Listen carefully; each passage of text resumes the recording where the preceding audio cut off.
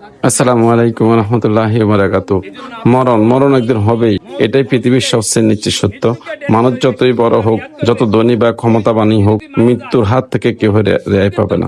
আজ আমরা যারা জীবিত আছি, একদিন আমাদের এই পৃথিবী ছেড়ে চলে যেতে হবে।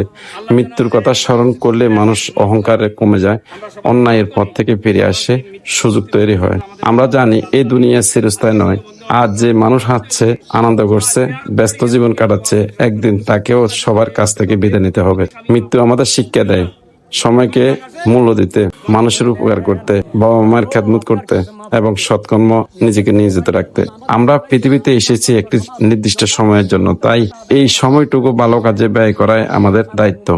আমরা মৃত্যুকে ভয় নয়, বরং জীবনের বাস্তব সত্য হিসেবে গ্রহণ করি। এমন ভাবে জীবন করি যেন মৃত্যুর পর মানুষ আমাদেরকে ভালো কাজের জন্য স্মরণ করে এবং মহান আল্লাহর সন্তুষ্টি অর্জন করতে পারি। সবাইকে অসংখ্য ধন্যবাদ।